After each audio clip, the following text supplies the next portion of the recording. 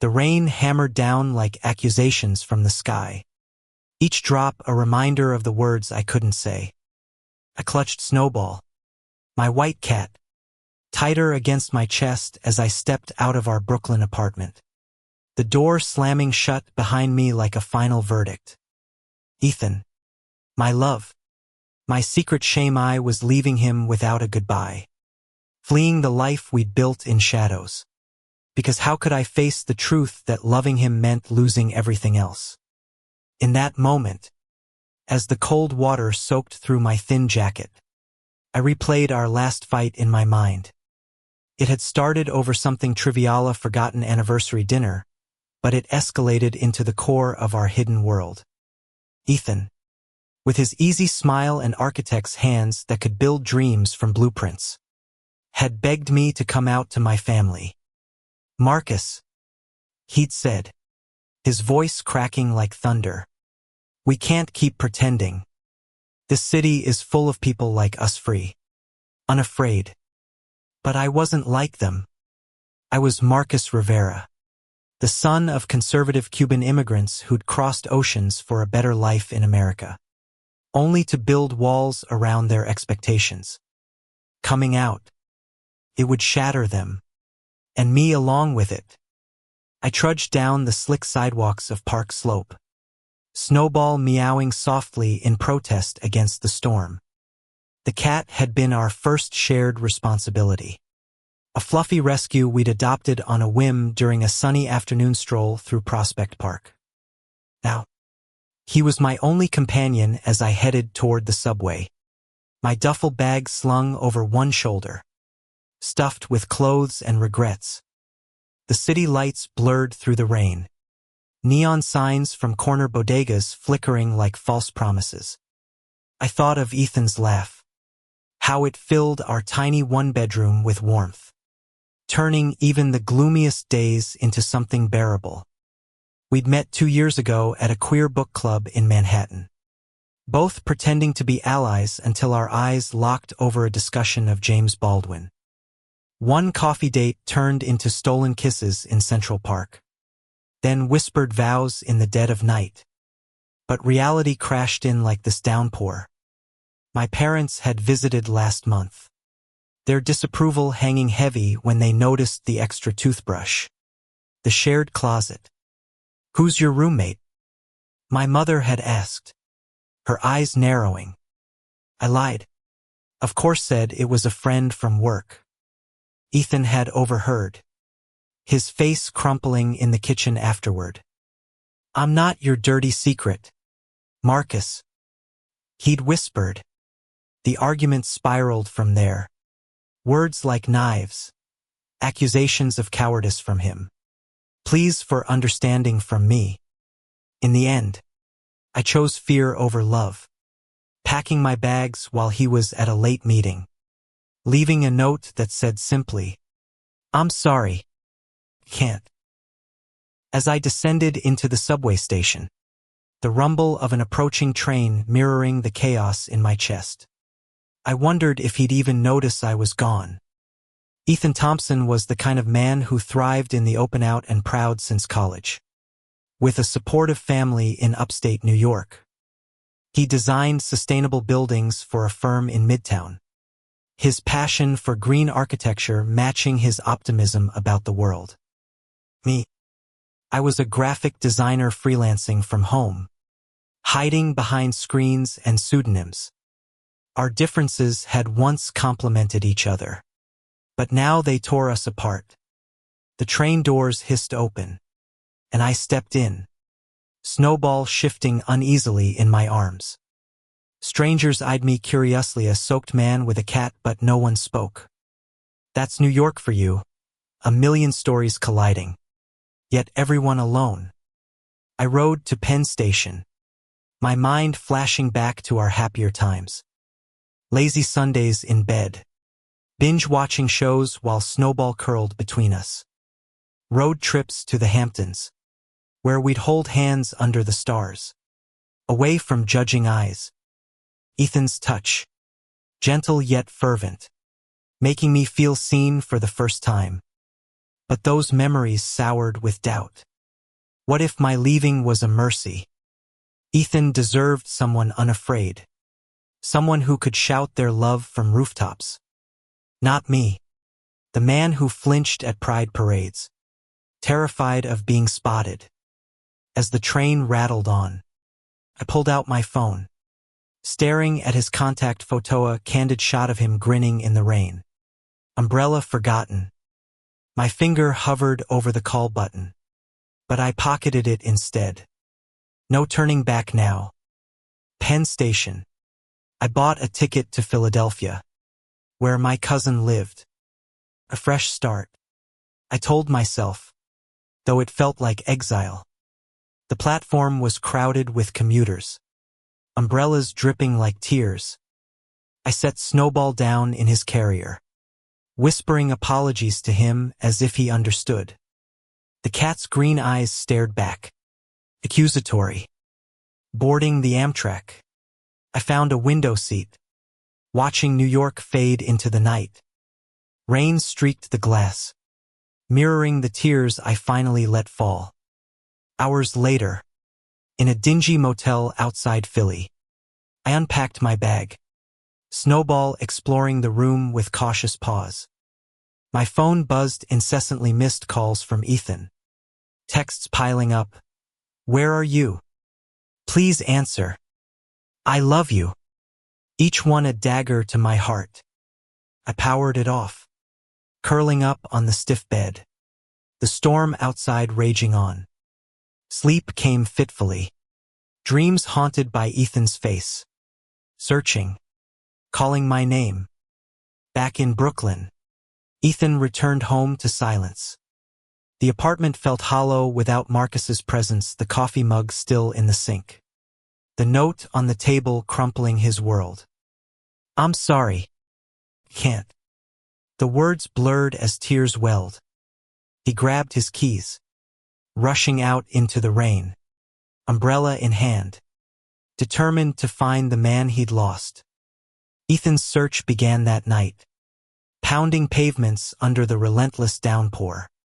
He checked our favorite spots first, the coffee shop on 7th Avenue where we'd shared our first latte, the bookstore in Greenwich Village that hosted the book club. No sign.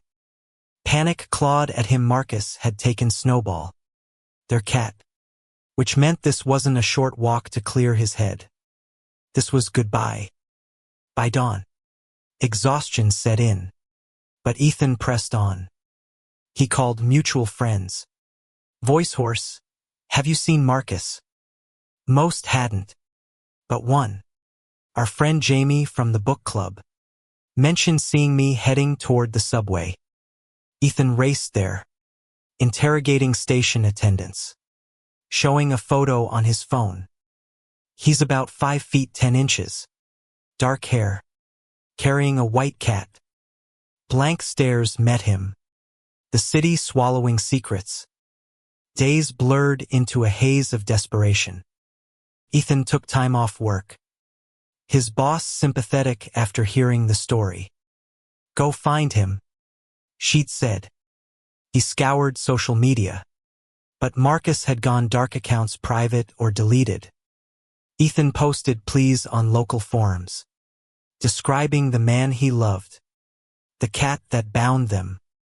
Responses trickled in, sightings that led nowhere, well wishes from strangers. Memories fueled his resolve. Their first kiss in a snow-dusted Central Park. Lips tentative then urgent. Whispered plans for a future marriage. Kids. A house upstate. Ethan had come out young, facing backlash but emerging stronger. He wanted that for Marcus, to pull him from the closet's suffocating grip. But love wasn't about forcing change. It was about patience, understanding. Regret gnawed at him had he pushed too hard. On the third day, a neighbor mentioned seeing me at Penn Station. Ethan drove to Philly, umbrella tucked in his car, rain following like a curse. He checked motels, showing photos, his heart pounding with each no. At the fourth one, the clerk nodded. Yeah. Guy with a cat. Room 12. Ethan's breath caught.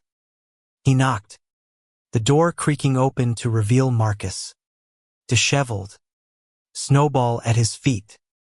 Their eyes met. A storm of emotions crashing. Why? Ethan whispered. Marcus stepped aside, letting him in. The room smelled of cheap soap and regret. They sat on the bed. Words tumbling out, apologies. Explanations. Marcus spoke of his fears. The weight of family expectations. Ethan listened, then shared his own vulnerabilities. The loneliness before Marcus. As rain pattered against the window, they embraced, tears mingling. I was wrong to leave, Marcus said, but I was scared. I know, Ethan replied. We'll face it together. They returned to Brooklyn that night, Snowball purring between them. The city welcomed them back, rain easing to a drizzle. Ethan handed Marcus the umbrella for the storms ahead. In the weeks that followed, Marcus took tentative steps toward openness. He called his parents, voice trembling, Ethan's hand in his for support. Shock gave way to tears, then cautious acceptance. We love you, Mijo. His mother said eventually.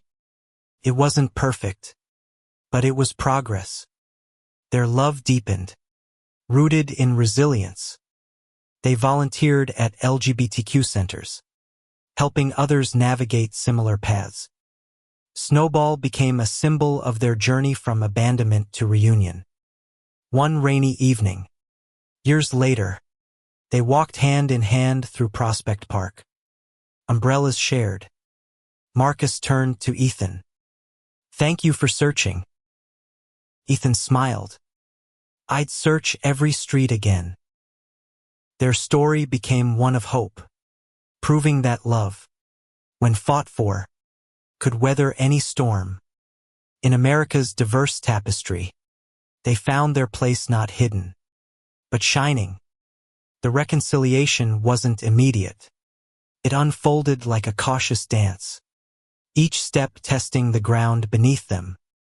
Back in their Brooklyn apartment, the air thick with unspoken words, Marcus unpacked his duffel bag while Ethan brewed coffee. Snowball, sensing the tension, weaved between their legs, a fluffy mediator. We need to talk, Ethan said finally, handing Marcus a mug.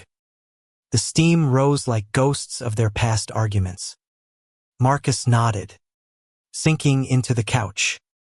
I left because I felt trapped. My family's expectations. They're like chains. Coming from Miami to New York was supposed to be freedom. But I brought the old world with me. He described his upbringing, strict Catholic values, his father's stories of sacrifice, the unspoken rule that love meant tradition. Ethan listened, his architect's mind mapping the emotional blueprint. I get it, Ethan admitted. My coming out wasn't easy either. Dad disowned me for a year, but I fought through it because hiding was killing me inside. He reached for Marcus's hand. I don't want to push you, but I can't live in shadows forever. They agreed on therapy couple sessions with a queer-friendly counselor in Chelsea. Dr. Lena, a warm woman with a no-nonsense approach, helped them unpack layers. Love requires vulnerability, she said. Marcus opened up about internalized homophobia, the voices in his head echoing societal scorn. Ethan shared his fears of abandonment, rooted in past relationships. Outside therapy, life resumed with fragile normalcy. Ethan returned to work, sketching eco-friendly high-rises that symbolized renewal. Marcus dove into his designs, creating graphics for LGBTQ nonprofits, channeling his pain into purpose. They adopted small rituals, evening walks with Snowball, cooking Cuban fusion meals plantains with Ethan's family's apple pie twist. But cracks appeared. A family dinner loomed. Marcus's parents visiting from Florida.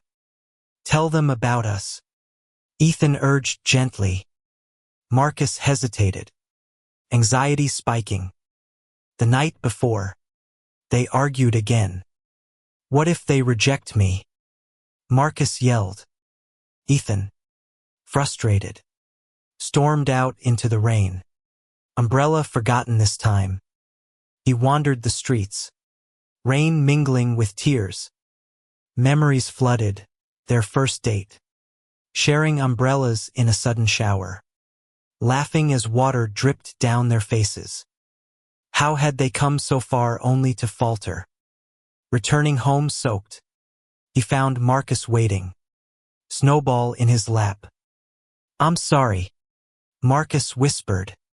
They made love that night, bodies speaking what words couldn't. Forgiveness, commitment. The dinner arrived. Marcus's parents, Sophia and Raul, sat at the table, eyeing the apartment curiously. Over arroz con pollo, Marcus took a deep breath. "Mom, Dad, I'm gay. And Ethan isn't just my roommate, he's my partner." Silence stretched, taut as a wire. Sophia's eyes welled. "We suspected," she said softly. Raul cleared his throat. "It's not what we imagined. But you're our son." Hugs followed, awkward but genuine. Ethan squeezed Marcus's hand under the table, pride swelling. Emboldened, they planned a trip to Ethan's family upstate. The Thompsons welcomed Marcus warmly, sharing stories around a bonfire. "Your family now," Ethan's mom said. Snowball chased fireflies, a symbol of light in darkness. Yet challenges persisted. At a pride event in Manhattan, Marcus froze amid the crowds. Flashbacks to his fears. Ethan noticed, pulling him aside. "We can leave." But Marcus stayed, holding Ethan's hand publicly for the first time. Cheers surrounded them, a chorus of acceptance. Their bond strengthened through activism. They joined protests for trans rights, Ethan designing banners, Marcus creating digital campaigns. One night, after a rally, they sat on their fire escape, rain pattering softly. "I almost lost you," Marcus said. "But you didn't," Ethan replied, kissing him. "We're building something unbreakable." As months turned to a year, they discussed marriage.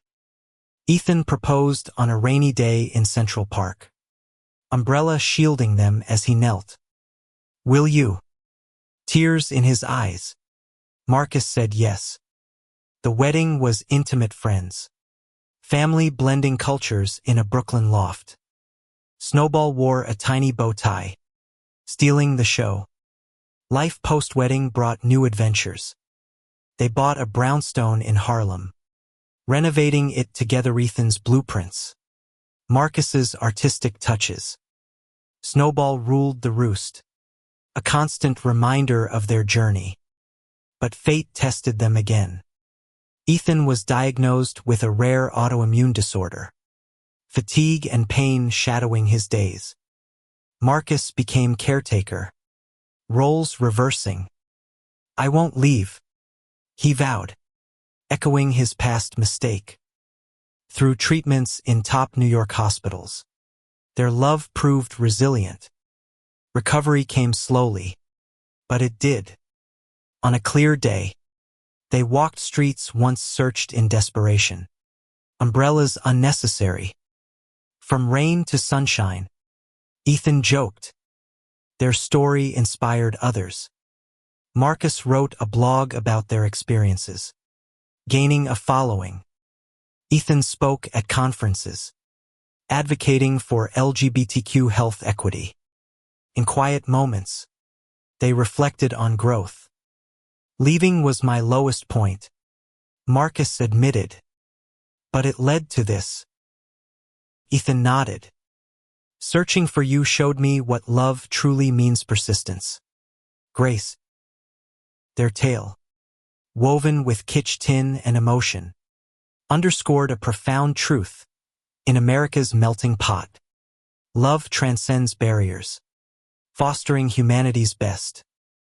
With marriage came a sense of permanence. But life in New York never stood still. Ethan and Marcus embraced their roles as husbands, their brownstone becoming a haven for friends in the community. Snowball, now an elderly cat with a dignified gait, lounged on sunlit windowsills, watching the world outside. Yet, beneath the domestic bliss, subtle tensions simmered. Ethan's health scares had left scars, and Marcus grappled with lingering self-doubt. One evening, as rain lashed against the windows, Marcus received a call from his old friend Diego in Miami. "Your dad's sick," Diego said. "Heart issues. You should come." Panic surged. Marcus hadn't visited Florida since coming out. The distance, both geographical and emotional. "I'll go with you," Ethan offered. But Marcus shook his head. "This is something I need to face alone at first." The flight south was turbulent, mirroring Marcus's mind. Landing in Miami, the humid air hit him like forgotten memories. At the hospital, Raul looked frail in his bed, Sophia hovering anxiously. "Mijo," Raul whispered, gripping his hand. They talked for hours about regrets, forgiveness. "I was wrong to pressure you," Raul admitted. "Love is love." Tears flowed, bridges mending. Ethan joined a week later, the family reuniting awkwardly at first, then warmly over cafecitos and stories. Ethan's charm won them over, sharing tales of their life up north. Snowball stayed with a sitter, but Marcus sent photos. The cat's absence a small ache. Back in New York, inspired by the visit, they decided to start a family. Adoption processes began, interviews, home studies. "Are you ready?" Ethan asked one night, as they pored over paperwork under lamplight. "With you. Always," Marcus replied. But bureaucracy dragged. Rejections stinging due to Ethan's health history. Frustration mounted, leading to heated words. "Maybe we're not meant to," Marcus snapped one evening. Storm clouds gathering outside. Ethan, hurt, grabbed his umbrella and left for a walk. Rain poured, echoing his turmoil. He wandered to Washington Square Park. Benches slick and empty. Sitting there, he reflected on their path from separation to unity. Marcus found him hours later, soaked despite his own umbrella. "I'm scared," Marcus confessed. "What if I'm not enough?" "You're everything," Ethan said, pulling him close. They kissed in the rain, reaffirming their bond. Persistence paid off. They were matched with a baby girl, Elena, from a local agency. The day they brought her home, Snowball sniffed curiously, then curled nearby like a guardian. Parenthood transformed them sleepless nights. Joyful firsts. Elena's laughter filled the house, a melody of hope. Community involvement grew. They hosted support groups for queer parents, sharing experiences. One couple, facing family rejection, reminded Marcus of his past. "It gets better," he assured them, drawing from his story. Ethan's career soared, He won an award for a sustainable housing project benefiting low-income LGBTQ families.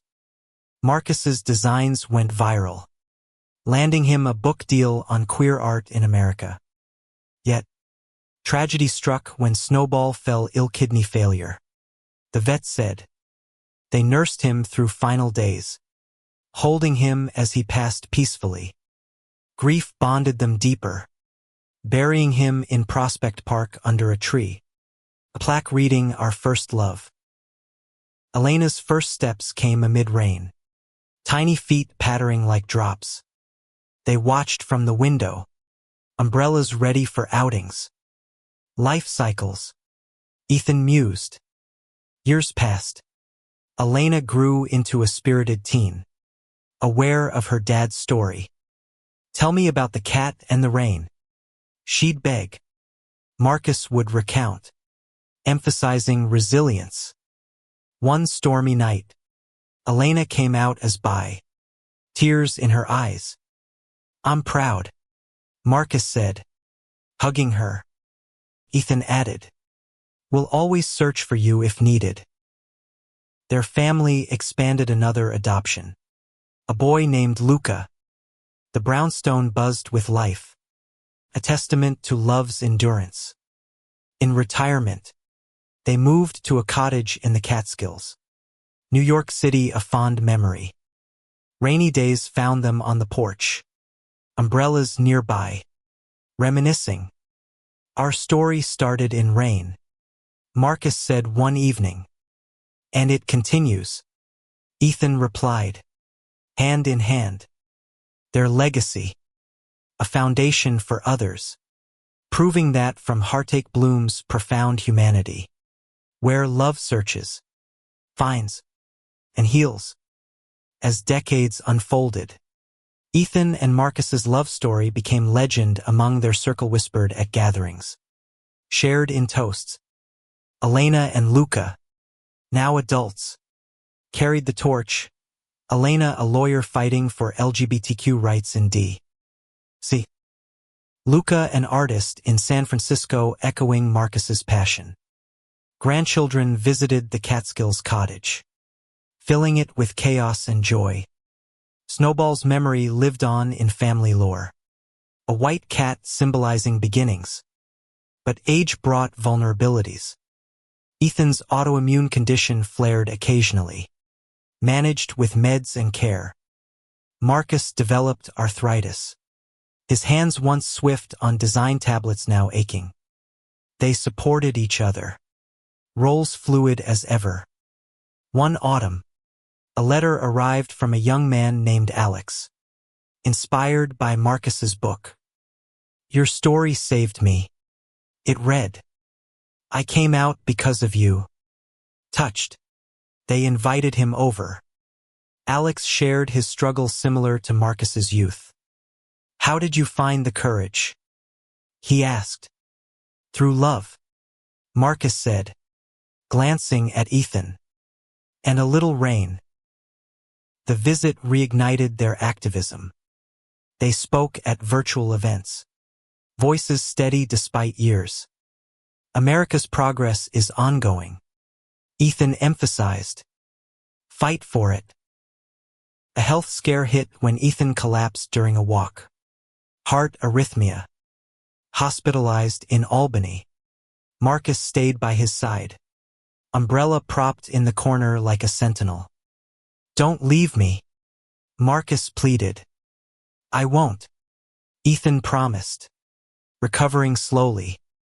Post-recovery, they traveled back to New York for Pride, Miami for family. Elena's wedding to her partner Sarah was a celebration. Rain blessing the outdoor ceremony. "Like your story," Elena teased. Luca's art show featured pieces inspired by their tale. Rainy streets, searching figures, white cats. "It's about redemption," he explained. In quiet times, they reflected on Kitch Tinth leaving, searching, reuniting. That rain was a catalyst, Marcus said. Ethan nodded. It washed away fears. Their final chapter approached gracefully. On a rainy evening, Ethan passed peacefully in sleep, Marcus holding his hand. Grief enveloped Marcus, but memories sustained him. Family rallied, umbrellas shielding at the funeral. Marcus lived on, writing a memoir, Umbrellas in the Storm. It became a bestseller, touching hearts nationwide. Years later, at his passing, he was buried beside Ethan, a shared stone reading, Searched and Found in Love. Their legacy endured children, grandchildren carrying values of empathy, resilience. In America's evolving landscape, their story whispered, love, though tested by storms, emerges stronger, a beacon of human connection. The end came not with drama, but peace, proving that even in parting, love's meaning persists eternally.